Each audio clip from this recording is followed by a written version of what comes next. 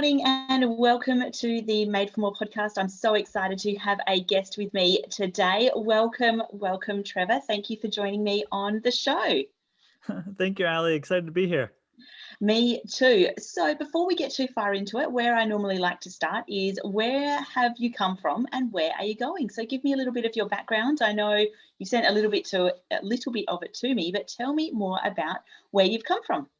Most certainly. So it's a little bit of a long story, but I like to start 5 years ago. I was working a job, and at that job, I was making $7.03 an hour, and I realized that $7.03 an hour wasn't going to cut it. I just wanted more out of life, but I was also a senior in high school, so it wasn't like I could necessarily go out there and get a get a good paying job. So I did what any sort of young person do. I think I was 14 or 15. Went to Google searching how can I make more money, and that led me to Amazon, and I ended up buying this book. And within that book, it talked about how to make money, but it really went into the differences between the lower, middle, and upper class. And it mentioned the upper class have started a business. And I thought to myself, well, I've gone out there, I've mowed lawns, I've bought and sold baseball cards, went door to door, lemonade selling, basically anything I could do to make some money for myself, but never knew it was called entrepreneurship. And it was sort of like that light bulb moment. I was like, wow, there's people out there that have businesses that are making money on their own, that they're not working for someone else. So it's pretty outstanding to me. So I just kept doing my online research. That led me to a site called Alibaba and AliExpress. And for those of you who are listening who may not know, on Alibaba and AliExpress, you can import products directly from China. So to give you an example, I started importing phone cases from Alibaba, 50 phone cases, $80, sold those on eBay for about $10 a piece. But I learned that early on with Alibaba and AliExpress, if you buy name brand products from them, they're most likely going to be knockoffs. So basically what that meant is everyone I had sent them to, they got sent back. And I still think I have a couple of them in my closet, but they did make great Christmas gifts that year, but just kept on going. I found some cool bracelets and watches, and I'm from Cape Cod, Massachusetts. So it fit in like with a good nautical theme, built a brand on Instagram for a little while, bought the bracelets for $1, $2, sold them for about $18 to $20 a piece. And I ran that business from my dorm room. I was a freshman in college. And what I would do is I would reach out to these photographers on Instagram and say, hey, can I send you a couple of free bracelets? The cost to me was about $10. And in return, they'd take professional quality shoots with my bracelets. So it looked like I built a good brand for my dorm room. Yeah. So you're an influencer from way back. Yeah, exactly. Before it got that notion as today. And I just kept going. I wanted to build a brand to inspire others. And I realized in college, there weren't a lot of people starting their own businesses. So I wanted to start a motivational based company to motivate people to start the business. And that company really took off. We gained 600,000 social media followers in the first year. We had a blog, a podcast, of course, a book and everything. But the weird thing is that even though we had a large following, people just weren't buying from us.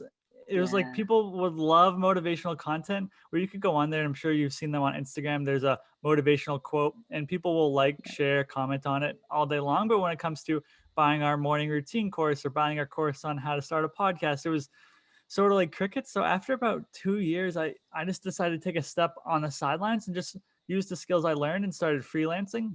Yeah. And when I was freelancing, I came across someone who wanted to get booked on podcasts. I figured, hey, I booked some guests on my own show. How hard could it be to get her booked on shows? And started working with her, found more people that wanted to get booked on podcasts. I use a site called Upwork. So it's a freelancing website, found a couple more people. And after about 6 months to a year, I was like, wow, I can actually make a business of it. And that's sort of how my company that I now run, Podcasting You, got started. Yeah, and I think, can we just touch on that briefly? And I'm sure you won't mind me sharing this. One of the reasons that you're here today on my podcast is because of the way that you reached out to me. So I get quite a few emails with people from, around the world requesting to be on the Made for More podcast. And yours really stood out because it was so, tailored to my podcast. You'd gone in and had a look at it and you gave me all these topics. You've done a screen dump of a comment or a review that you're leaving. And I'm like, yes, you can absolutely be on my podcast. So you've obviously cracked the code on how to get people on there because, it was actually really refreshing to receive a podcast guest request that wasn't just a generic rapid fire that was sent out. Very, very cool. That's amazing. I didn't know the bit around your motivational for building a business while you were in college. That's amazing that you managed to build such a huge following of 600,000 people. So when it came to, podcasts, they've kind of exploded this year, but back when was it, in 2017 that you started the podcasting business? Yep, correct. So that was probably still, podcasts were not as well known now as what they are, or as hugely, I guess, absorbed as they are now. So Yep. what made you realize that podcasting was going to be a thing? Honestly, I didn't really think that it was ever going to be a thing. It was more I was just going to college and that I was making some good money. I didn't really have to go out there and work a typical job that most college students have to work. I don't want to say I was making a lot. I was making probably about $1,000 to $2,000 a month, but I was just in my dorm room and getting people booked on these podcasts. So I kind of just kept going with it. And I can tell you, just as the industry as a whole, when I used to pitch clients back in 2017, I could probably get like an 80% conversion rate on the amount of pitches I send. And then now if we get anywhere between 20 to 30%, that's like considered a success. So I could just see like how many more people are now in the industry wanting to go out there and get booked on podcast interviews and sort of the competition that's steep. So it just wasn't something I expected. It was more just I just kept going along, and I kind of started this company right at the right moment as the podcasting space was picking up. Yeah, very cool. So tell me, between when you first started it out of your college dorm room compared to now, you had to build out a team, or how did you, what kind of support did you have around you when you were in college? Yep, so I definitely built out a team. So first year I was running it, did it basically all by myself. And when that consists of was that, taking client calls, writing pitches, follow-ups, doing, everything that goes into getting booked on a podcast. And then I realized that sort of at the end of my first year, if I wanted to grow the company, I couldn't just do it on my own. So I went out there and I used Upwork, and I hired a freelancer from Colorado, and I'm in Massachusetts. So it was nice. We're both in the US, but finding her on there, I didn't have to pay her as like a W-2 employee. I could pay her as a 1099 contractor. And she worked about, I want to say 10 to 20 hours per week for me. And then all of a sudden she started taking on the clients that I couldn't handle, and she started pitching them. And then now we're looking into like year 2. So this would be my senior year of high school. I realized that I didn't necessarily want to pitch clients anymore. I wanted to build a team around it. So I went out and hired 2 additional employees. Now we're still with them. So it's myself and our team of 3. And so now they do all the pitching. And really, I think it was big for me in the first year was learning all the processes and documenting everything. So then now when I'm able to take people on, when I do have, at a capacity, if I need to take on an additional employee, I just basically give them these manuals and train them for a month, and they're ready to go. Yeah. And that was a big thing in my business, because I didn't want to be pitching people for the rest of my life. But if I could have team members who come along and do it, it works out. Yeah. So if you want to go fast, go alone. And if you want to go far, go together. So when you were talking about the processes, you're talking about your standard operating procedures and how you developed those around like onboarding or pitching clients. So what I would do for that is initially I just created a manual, and then I realized that they needed some. So in a manual would just be like a Word doc saying like it was super long. It was like 10 or 20 pages all written out. And then I realized that it might be a little bit better. So I spent a day and I just recorded videos like, this is how we set up a client in Basecamp. This is how we pitch a client. This is how we follow up. This is how we conduct business with the client. And I just recorded all those videos, and then I just labeled them like, watch this video first, watch this video second. And then, so I'll just do that. And when I onboard someone new, a big thing for me is when I used to onboard them, I used to onboard them like super quickly and then try to have them pitch a client. But I realized if I just take like 1 month period and really develop them and make sure that they're comfortable in the role and make sure they know exactly what they're doing, it's just going to enable a better client, employee transaction. So I realized that, just waiting a month, developing them, making sure that they're comfortable. I would have them like write sample pitches. I would have, things like that, just to make sure that they were super comfortable and ready to go. Yeah, fantastic. So that was still when you were doing that out of your dorm room. So you'd been quite young. Do you know how old you were, or do you remember how old you were when you're like, I need to start building a team? Yep. So I started it in December 2017. So I was 20, and then I brought on my first team member when I was 21. Yeah. Wow. And how did you go? I mean, because that's quite young to be responsible. I mean, in the US, you can't even drink till then, right? No, not till 21. Yeah, right. So when you were 21 and you're like, I need to build a team, how did you go from being, dorm room, college kid, business owner, part-time business owner, to being like, yes, I'm now going to lead a team? Tell me about that process. So there was a lot of failures along the way. And I think that was the biggest thing is just going out there, and I would just hire a team member and then see what doesn't work. And I realized that hiring process, I can't go out there, post a a job on Upwork and hire a contractor to work for me and expect her to do everything, in a week period. And I need to take more time for a vetting process. So that's something I had to learn. I had to learn, unfortunately, how to fire employees rather quickly. Yeah. There's a couple instances where I would hire people to come on and they would all of a sudden disappear for 2 weeks, and they would come back and say, "Oh, I had this going on." I'd be like, "Oh, I'm really sorry. Feel free to continue to work with us." And then a week later, they'd disappear for another 2 weeks, and I'd have a client emailing me, asking what's going on. So I Oh, had to no. learn that. So I think it was more just a learning process of just having to put out all these fires over a 2-year period, and then realizing also to become a leader that my employees are going to follow what I do. So I always make sure I never tell them to do something unless I've gone out and done it myself.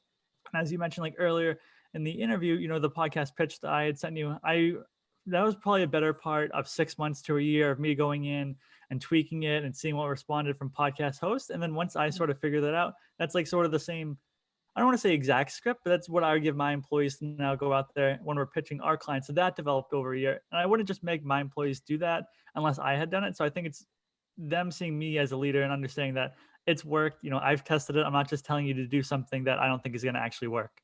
Yeah, fantastic. And I think that that's an absolute gold nugget in there around leadership. Obviously, I work with a lot of leaders, and it's very much around, don't ask your staff or your employees to do something that you wouldn't be willing to do yourself. Just because you don't want to doesn't mean that you shouldn't have at least experienced it or worked through that process yourself. So how many people have you grown your team to now? So right now we're a team of 3. So initially I had my contractors on as working about 10 to 20 hours per week, and I was comfortable. And then for some reason I was like, let me add more employees. So I think we got up to like 6. And then I realized it was a little bit harder to manage and these people weren't doing as good. And then I realized like I sort of slimmed the team, cut it in half, and then gave the people that were good, I just doubled their hours, I made sure that I was okay with them. And I learned that was a big thing for me, because I always thought it was cool to like, oh, I have 10 employees or I have 6 employees. Like that's a mark of a good company. But I realized I'd rather have a team of 3 employees that are working, 20, 25, 40 hours per week, but doing an excellent job, and a team that I can rely on, than just sort of having a vanity metric of having more employees. Oh, very good self-reflection there on your vanity metrics. So tell me a little bit around, I guess, some of your biggest lessons that you've had so far along the way with the people that you're working with at the moment. Like, what have you learned from your team? I think one is staying on top of them. Things Yeah, can slip, so that's definitely yeah, one of them. yeah. 2 is just being kind to them. Like there's an instance where if something I see that doesn't go wrong, I might get really mad on my own. But when I talk to my employees, I always try to be like kind to them and be nicer to them. So I think that's a big thing. So that's something I've had to learn, is not just sort of, I haven't yelled at them, but I don't want to like ever have that situation. I'd rather be kinder and gentler when I'm talking to them about an issue, because this is actually something that came up today that I had to address with one of our employees. So I think that's another thing. And I think it's just being understanding with them, and we work with the clients a lot, and there's been instances with clients that we've worked with that they've just been terrible and in a sense where they've been rude or just mean to my employees, and I always want to make sure I have my employees back. And that's another thing that I've wanted to show for them, is that we took on a referral client came in back in April, and we decided to work with them.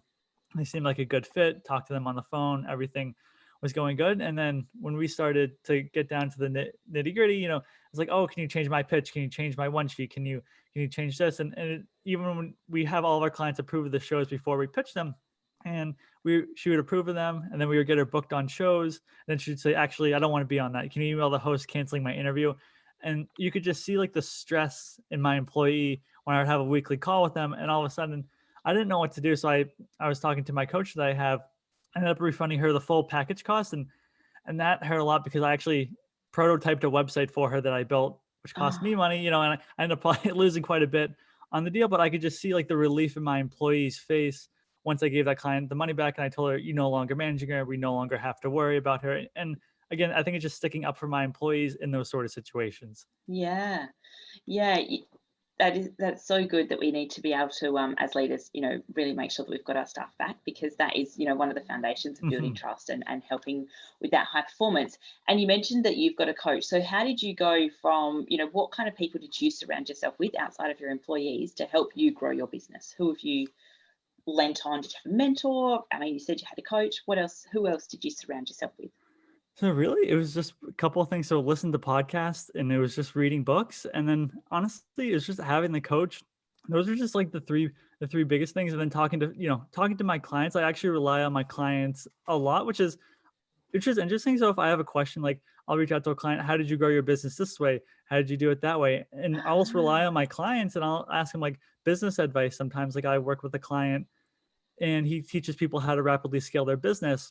So I spoke with him, I don't know, about a month ago, and I was just asking questions about how he did it. And then I had another client who I spoke to about a month ago as well. And she has all of her clients wire transfer their funds to her so that you don't get hit with like PayPal and Stripe fees. And I was like, wow, that's really cool. So I talked to her and she told me exactly how to do that. So it's kind of just talking to my clients and seeing what they do, because typically they're going to be more successful than I currently am. And then I just ask them sort of advice once we've had that good long-standing relationship and we've done a good job for them. And I find that also helps. But again, having that coach, and I found my coach, I wasn't sure like how do I go out there and find a coach. You type in business coach on Google and there's a million results. So I just didn't know how. And what I actually did is I went on to Upwork and I put out a job position for a business coach. And I think there was quite a bit of people that responded, and I took the best 5 that I thought. I had an interview with all of them, and I just picked the one that I thought was going to be best for me. And I've been working with him since July, and he's been sort of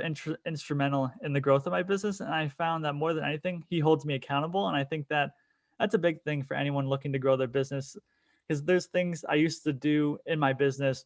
I'd be like, oh, I'm going to do it this week. And then this week goes by and I don't get it done. Oh, I can get it done next week. But with my business coach, when he gives me things to do, I don't want to not do it and then show up for the meeting next week when we have our one-on-one and be like, oh, sorry, I didn't have time to do it. Well, I don't think he would want me to be his client anymore. So I think having that accountability as well has really helped me. Yeah, it is interesting when you do have someone that you're accountable to, that all of a sudden those things that you didn't have time for, you miraculously do have time for.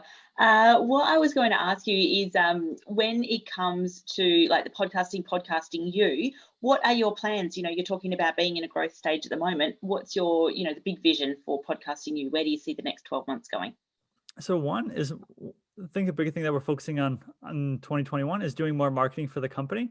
And that's something I haven't done too much of. So I really get our clients just through cold emailing people. And that's pretty much our number one source. And then also referrals as well. And we just recently launched a referral program. So we want to put more emphasis on that. But I want to try out like LinkedIn ads and Facebook ads and, sort of those traffics as well. So definitely looking into that. And then two, growing the company. I want to grow it at a more sort of steady pace, where right now we're taking on 1 to 2 new clients a month, where I want to be taking on 4 to 6 new clients a month. And that's sort of where I want to get. And I also want to make sure that while I do grow the company, I don't want to grow it too fast where I get to a point where I'm overwhelmed, because that happened early on back in, I want to say July of 2019. So early on when I had the company, the way the business was set up is that we were a pay-as-you-go service. So what this meant was that when our clients would come to us, when we booked an interview for them and they had it, they would pay us.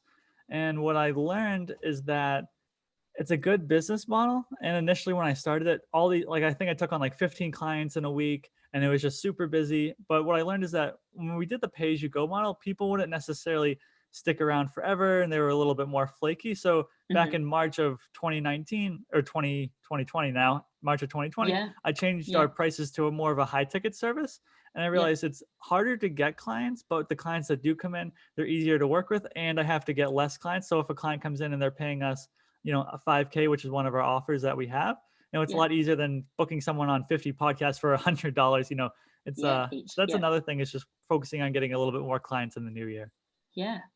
So what have you found? I mean, 2020 has been a bit of a whirlwind for everyone. How have you found managing and growing your team remotely? That's sort of, a hot topic these days is, how do you actually onboard a team, get to meet them when you don't actually get to meet them, and work with them? So what have you done to overcome that?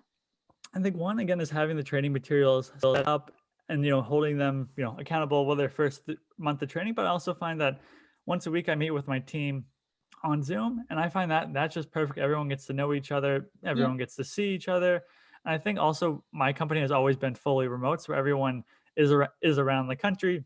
I think that's always been beneficial. So it's almost like it's just been that way from day one. And I don't really know anything different. I can't imagine having an office and having employees come, because I get to find talent all over the country, which is Yeah. really the best thing. But I think it's just more than anything, it's just having team meetings every week and seeing each other face to face and having that interaction. And I'm always encouraging interaction. I'm always telling my team members to like reach out to another team member for help or reach out to this person and get their idea to make sure that they're always collaborating amongst each other so that they can get to know each other a little bit more. Yeah, fantastic. That is so good. And tell me a little bit around, your struggles so far in your business, or the journey to entrepreneurship. You mentioned earlier how you never really thought of it that way, and then now that you're in the business, you're like, oh, that's what I was doing that whole time. So tell me a little bit, what was one of your stumbling blocks, or something that you had to push through to get to the other side?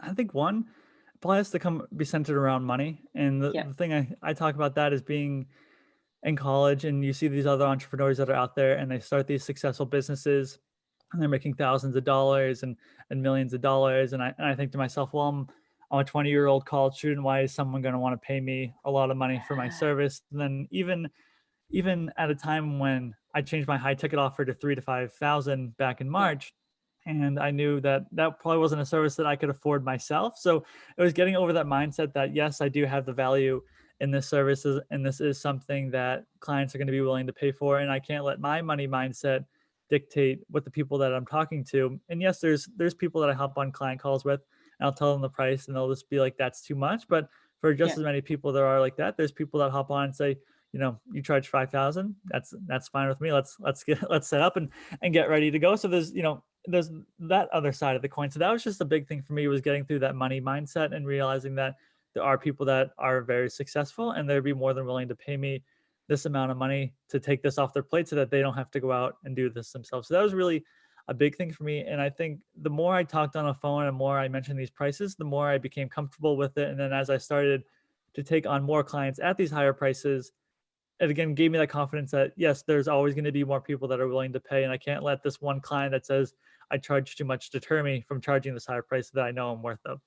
Yeah, very good. That sounds like an amazing shift. So I think money mindset is something that's becoming a little bit more mainstream. Here in Australia, we've got Denise Duffield-Thomas, who's a money mindset guru. She's written multiple books on it. I'm not sure what the US guru would be for money mindset, but it's certainly something that's becoming a little bit more mainstream. What did you do? Read books, listen to podcasts? How did you overcome or level up your money mindset? I think it was just, for me, it was just, I knew if I wanted to get my business in a position where I could be making a full-time income off it, it wasn't going to be billing people on a per podcast basis. I was going to have to charge a high ticket offer to make sure that I could be sustainable, because I had run the business for primarily 2 years. I don't want to say a low ticket offer, but a lower entry point. And yes, it was good, but I also feel like at the same time, I would pay my employees, and then the podcast interview would be a month, and then a month later, then my client would pay me, and I was always behind on my credit card bill. And I just realized I just didn't want to be like that. And in order to get through that, I was just going to have to charge this higher price point, and I was going to have to stick with it.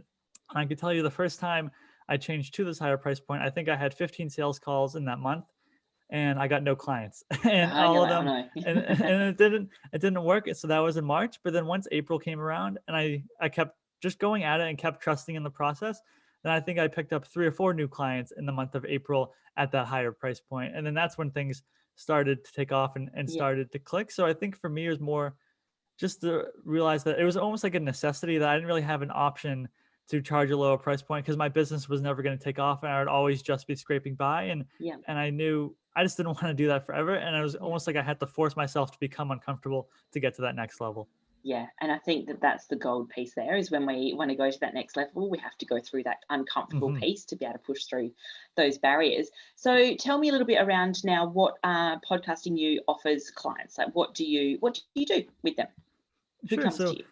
Yep. So we work with real estate investors, entrepreneurs, and business coaches and consultants, and we really niched down to those 3 niches. I can tell you we've worked with a ton of different niches throughout the 3 years. And I realized that not all niches are created equal. As an example, if we take a client on in the health and wellness space, we have to probably pitch about, 20 times more podcasts to get a client booked on those shows than when it comes to a real estate investor client. So we realized that our time is better well spent on the niches that we have connections with and And the cool thing is by focusing on those niches is that the podcast hosts that are out there in those niches, a few of them are our clients. So what that means is when we take on a new client, we can book them on shows right away, where if we took on someone in the health and wellness space, we just don't have those connections. It's going to, take a little bit longer setting up. But I guess really what we do for people is we just get them booked on podcasts. We go out there and we'll create like a pitch for them. We'll create a one sheet. And then we also put together a database of shows we think that they would be a good fit for based on who their target audience is. And then we just reach out to them. We do all that legwork.